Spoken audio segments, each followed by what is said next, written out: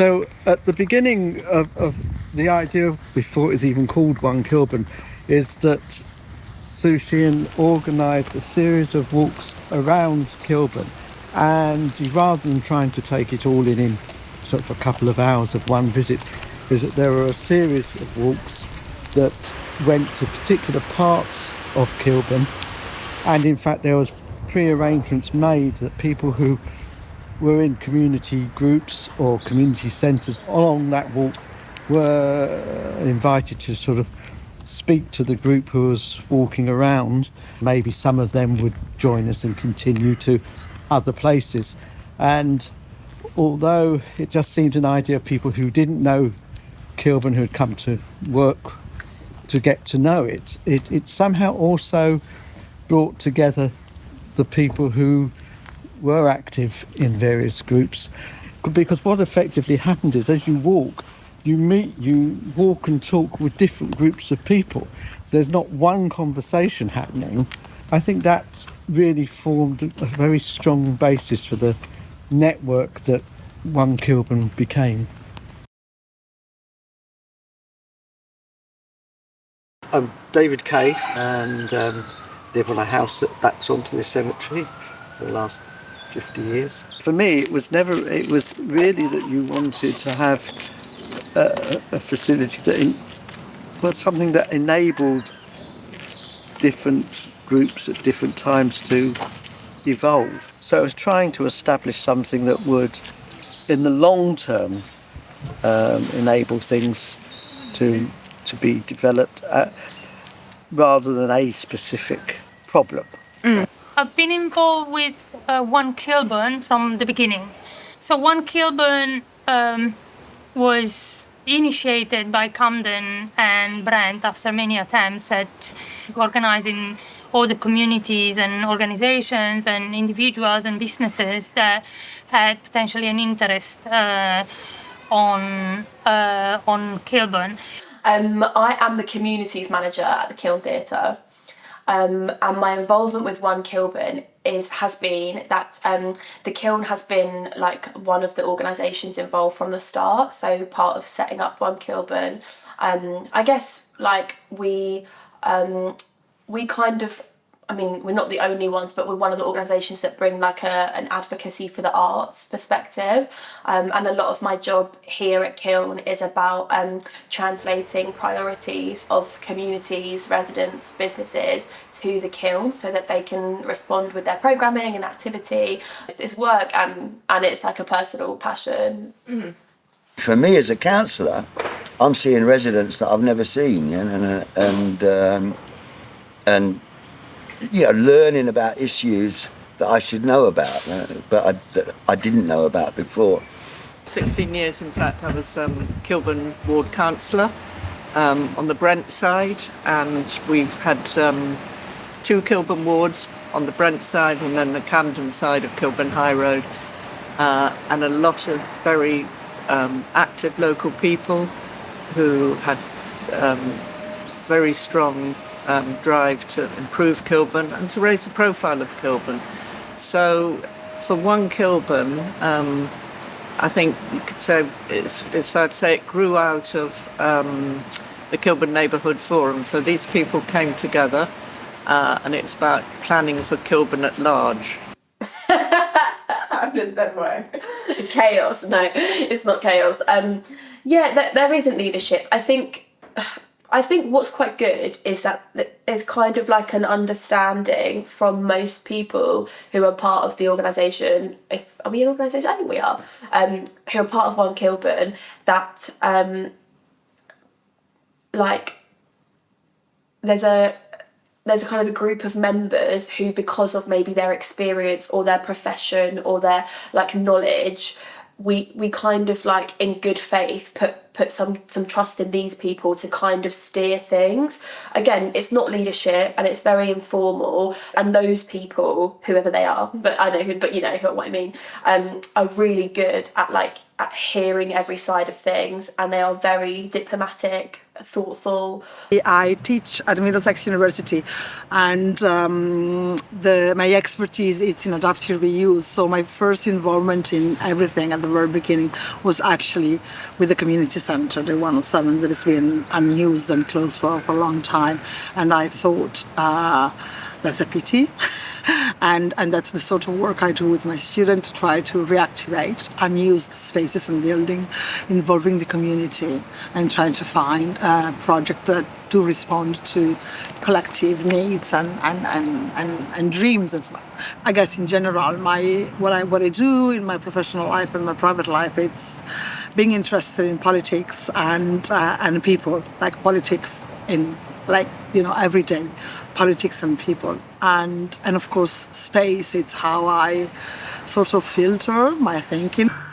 We had a sort of a public meeting, and then we had a big inauguration at the kiln, and it was gone. And there's obviously a lot of appetite for it in Kilburn, because the attendance at the open meetings is pretty good. There's usually about 50 or 60 people there, I think. And I think about half of them are residents, And every time I sit in one of these meetings, there is always somebody that tells something that I'm really struck off. I mean, it's something really interesting that I've never thought of. As an area is relatively unusual in that it splits across 3 different London boroughs, which makes things more difficult, because from the point of view of developing relationships with local authorities, you need to develop relationships with 3 local authorities rather than just one. Like all voluntary organisations, it often takes a long, long time to actually even get a simple decision, because we want to be open, we want to consult everybody, we want to be democratic. If One Kilburn wants to become capable of being independent financially, we can start by testing its ability as a funding manager, as a fund manager.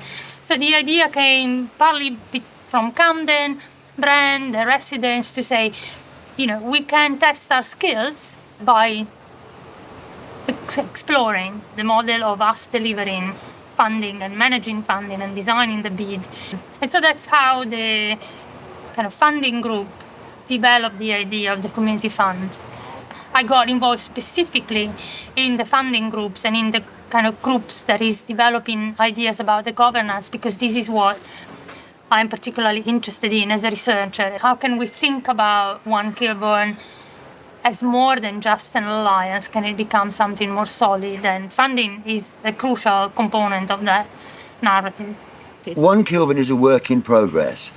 And, ultimately, we would hope that it would be a funding organisation. I mean, it doesn't have that structure at the moment. It's not even constituted. And we were kind of looking for a project to coalesce around. And so we decided that the way to do it would be to run a little, grant process. So reaching right into the community, so that people in the community to say what they want to do, what's missing, what they would like to develop. So getting that focus on people who've not always had the opportunity was, I think, the sort of the driving force in setting up the Sun's subgroup. It's people that just came together really for a shared interest in enhancing things and making whatever we have here more open and available for everyone.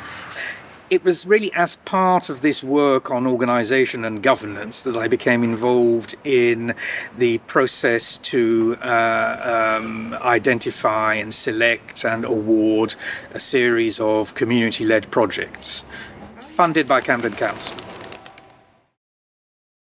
The idea was really popular because it was bringing money, resources, opportunities into the community. But then how would we make sure that it did not reach the same old, but people who had ideas hadn't necessarily had the chance to develop them? The real aim of the fund, as we designed it, was to really make everyone think they could develop an idea and get support. Then, with the fund, of course, also a little bit of economical support. But economical support, it's not just what you need. You need much more, I think. But the whole idea was really to try to engage as many people as possible to make sure that they thought they could do it, even if they felt they didn't have the skills or the knowledge to develop things in a way that was readable and that was acknowledgeable and it was a completed project. As few rules as possible and a very easy application process, etc., etc., etc. We were asking specifically for projects that were focused on Kilburn. So the idea was to fund projects which would each be worth between £5,000 and £10,000. And it's sort of trying to enable something to come out that you haven't even thought that you needed. I was involved in the selection process by the reading of all the applications, and then also like the meetings where the applications were read and discussed and shortlisted. It's about a dozen or so that were shortlisted. It was very successful, got a lot of applications. I read them all, yeah.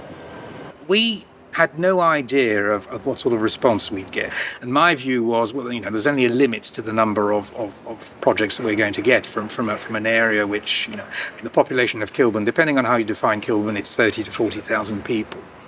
And I think we were all very, very pleasantly surprised when we ended up with 23 proposals. I think that was a very successful part of it, with people being brought in and putting forward projects. And which I think astounded everybody, the breadth of groups that came forward, and some that didn't meet its criteria, but again, there was something done to try to point them in the right direction, I think. The most exciting time was just past Christmas when we met to look at what we had received in terms of project, and we worked together and looking at the diversity and also the sadness of having to exclude some because they might not have met all the criteria. The time that we spend there thinking about how can we fund this project that we cannot fund now, how can we support these other projects. So to see in front of our eyes this wide range of projects that were all potentially successful, to see how rich was the creativity in Kilburn that was amazing. To me, that was the biggest achievement to have been in a position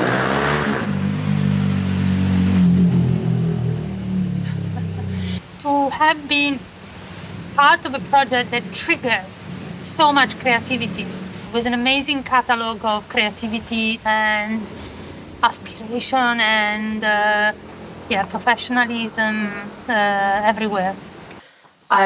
What was my role? I guess just there was a group of us, and there was kind of an equal sense of role, but like just bringing like your eye in that group. So like your experience, maybe for me it would be like an awareness of like arts and cultural stuff in the area, but yeah, equally like just bringing whatever your kind of specialism is and looking at it through like that kind of lens. And we'd happened to have worked with electronic sheep like previously through in another project, so that was really nice. So we obviously, when that application came through and we discussed its potential, I was able to like contribute that. I thought it was amazing and that they were great organisation, they made great work, but yeah, also I think like I kind of saw my role in that selection process as like advocating for projects that I think maybe like need closer inspection and maybe more support, revisiting applications and making sure that everyone has understood like what the potential of a project really is, even though it's brand new and it might not be from an established organisation or a partner or have a building that they work in or be a charity, but actually that there's a real like need in our community for something like that. That's kind of, does that make sense? Yeah. So most of the projects were centred on art and culture and education, and even the ones we were not were connected to. So, for example, the Kilburn Oasis project was focused on a real sustainability problem that we've got globally, but of course we've got in Kilburn as well. But again, it was education and art were included in the project. This huge response, it kind of demonstrates, the importance of art and culture, and that actually becomes one of the primary elements because it's the one that is able to sort of connect everyone together. It's the easiest way to make sure that people engage with each other and discover new things, and it's a sort of a soft, I think, way to make sure that people get, for example, that they do get awareness of really important things and global challenges, because what One Kilburn, what Kilburn Oasis is talking about, it's global challenges, that then are localized in a very specific place in Kilburn. So yes, that's one of the many reasons why art and culture needs to be at the core. And I think a lot of these projects were about raising awareness and communicating. There's a lot of thinking around value for money. How much value do you get for the money that the local authority pays? But I think a project like this, the value is in its existence, is in its making. For me, it's not so much specifically about one project, although I know they Healing Choir more, which is a project around using choir techniques and singing as a way to connect with each other and experiment with perceptions about your own body, your own self, in the context of other or in the presence of other. But these are projects that are essentially designed to connect communities and to empower individuals through this connection. Originally, there was a bid with a pot of money and the idea that the community would be able to set the parameters for which project they wanted. What was very innovative was that we agreed at the outset that the funding decision would be taken on the basis of a vote of local residents. And the votes took place both online and in person. The voting process was run over several weeks. The applicants behind the proposals were also allowed to promote their own applications. They helped with the publicity effort, in a sense, even though they were doing it from the perspective of trying to garner votes for their proposals. Well, actually, we got a lot more votes than we expected in first place. So when, on the closing day, was like, wow, it worked, But then because we had so many votes and we could see the distribution of the votes, of course, we said, well, actually, I think this needs to be redeveloped. And in the first place, we wanted to go back to everyone else. Well, first to give them, to congratulate and give them a feedback of what they've done, because, just by itself.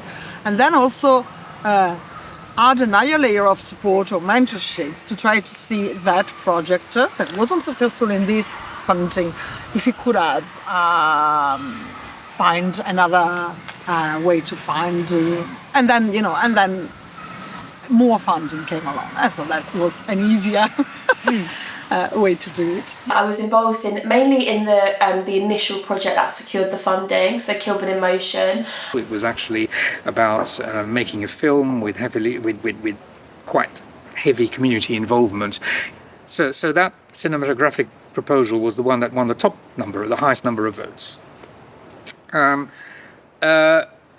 About 3-4 months down the line, after the award was made, additional money was made available to Camden Council, and we simply selected the projects which had the next highest levels of votes. So we just went down the list of preferences. There aren't very many cases of community projects such as this being awarded through public votes.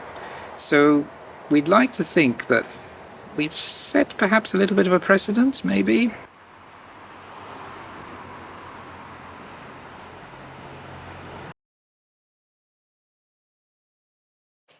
We obviously know that one of the things about that process is that everybody applying for funding is going to have a different level of application towards the process, depending on resources, support, experience. It's a big barrier for a lot of people that have huge ideas. to make this idea be seen as something that is worth investing in. New and evolving groups probably needed a bit more protection. The mentoring, I think, was one of the main interesting things in the One Kilburn Fund, but it was part of the project itself. So it's not something that came about afterwards. Okay, you need to address certain criteria, but we will actually help you to do this. We will offer you some mentoring. We will put you in touch with organisations that have more experience in running projects. We organise a series of open meetings where people who were behind the proposals could come and ask questions. Like, you know, if we see potential in a project that's really important for a specific community, they should be entitled to mentorship. That means that they can really do their best version of their project. So it might be financial expertise needed, or does the community group or the community project have an organisation behind it? We provided people with different options to see us online, offline, and one-to-one or little groups, whatever they thought it would have worked better for them.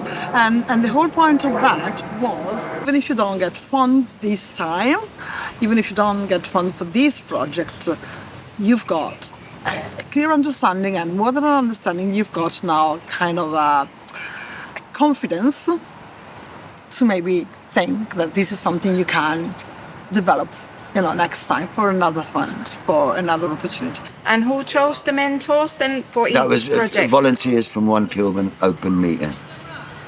As a community funding group, we thought that this was really important, that we couldn't just do something to give funding to organizations that already were established. So we wanted as much as possible to support individuals or organizations or small projects that were not. There's all the intentions to do another one and to grow it. The success of the community fund is that it happened. It went all the way to the end. It's also that those who were involved in working together around this now can work together, which is incredibly important. The power of community, like the power of a sense of community is really strong.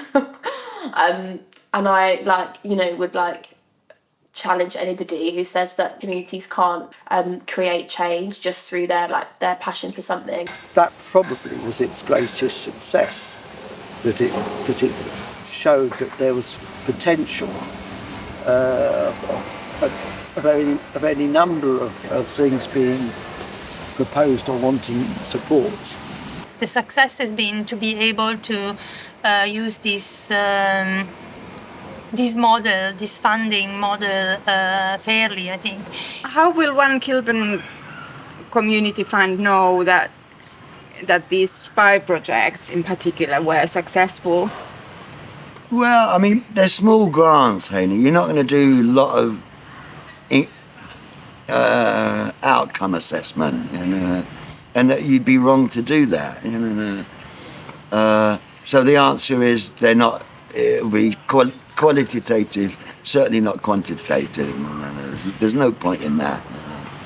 But you know, Kilburn Oasis has already been a huge success. The outcomes have to be about empowerment of the individual, empowerment of the community. If I can see that someone has had an idea and found the support to deliver it and to make it happen, then I feel encouraged to do it. So the evaluation is not just about X number of people doing this or attending a meeting. The evaluation is qualitative in some ways. And given that these projects, one way or the other, involve local people, part of the success measures is, in a sense, what the participants feel, what they have got out of it as well. So we need those conversations backwards and forwards from everybody involved and people who are not involved as well. But to have a bit more formal analysis of it as well is in the pipeline. Part of that structure has to include evaluative processes where on an ongoing basis we can actually evaluate whether what we're doing is worthwhile and whether it brings benefits. We're still exploring these ideas, but by exploring these ideas, we can always look back and say, this is what we did, this is how we work together. All the time that people spend with One Kilburn is often through volunteering. So it's really important that we, as I said, we have this experience of being able to work together and this relationship with each other. As it happens a lot of time in these sort of community groups, the real challenge is to make it bigger and to make sure that we keep on putting a big effort in including new people, well, people that hasn't been working within the group before. Heini, we made it. Yes, thank you. Oh, thank you. Yeah, sure. Yeah.